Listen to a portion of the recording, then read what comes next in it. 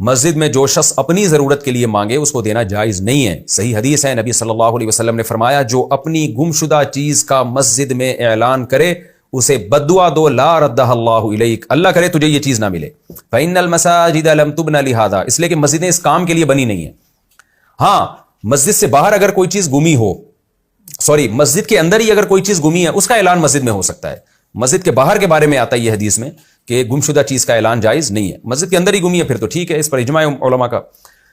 اب سوال پیدا ہوتا ہے کہ یہاں تو گمشدہ چیز کے اعلان سے منع کیا گیا ہے نا, تو بھکاری کے لیے بھیک مانگنا وہ کیسے ناجائز ہو گیا؟ تو دیکھیں گمشدہ چیز انسان کی اپنی ہوتی ہے, وہ اپنی چیز مانگ رہا ہے, جبکہ بھکاری اپنی نہیں مانگ رہا, دوسروں کی جیب سے پیسے نکلوا رہا ہے.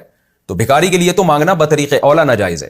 نمبر 2, کسی کو بھی وہ چیز ملی ہو گمشدہ چیز, اس پر لازم ہے کہ اصل مالک تک پہنچائے. تو اگر مسجد میں گمشدہ چیز کا اعلان ہوتا ہے تو جس کو وہ چیز ملی ہے اس کے لیے اس اعلان کے بعد مالک تک پہنچانا اور اپنی ذمہ داری پوری کرنا آسان ہے. تو اس اعلان سے ہم گویا ایک اور تعاون کر رہے ہیں کہ جس کو گمشدہ چیز ملی ہے اس کے ساتھ بھی تعاون ہو رہا ہے کہ بھائی چلو مالک تک پہنچا دو. اس کے باوجود ناجائز ہے.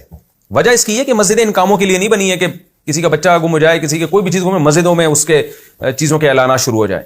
بھکاری کیا کر رہا ہوتا ہے, وہ اپنی گمشدہ چیز کا اعلان کر رہا ہوتا ہے اور اس میں کوئی گمشدہ چیز نہیں, بھیک مانگ رہا ہوتا ہے, جبکہ اس میں کسی کے ساتھ تعاون بھی نہیں ہے. یعنی اصل مالک کیونکہ اس کی چیز ہی نہیں گمی ہے تو لقطہ اٹھانے والے کے ساتھ تعاون کیسے ہو گیا؟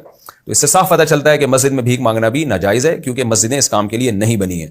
ہاں کسی دوسرے کے لیے چندہ کرنا, مسجد میں غریبوں کے لیے چندہ کرنا یا اس کا اعلان کرنا وہ جائز ہے, اپنی ذات کے لیے بھیک مانگنا جائز نہیں ہے. لہذا اس بحث میں ہی نہیں پڑنا چاہیے کہ یہ مستحق ہے یا نہیں ہے. مسجد کے اندر بھیک مانگ رہا ہے اس کو محبت سے منع کیا جائے اور کہا جائے بھائی یہ کام مسجد سے باہر جا کے کرو. پھر جب وہ مسجد سے باہر جا کے کرے گا پھر آپ دیکھیں مستحق ہے تو دے دیں, مستحق نہیں ہے تو نہ دیں اس کو.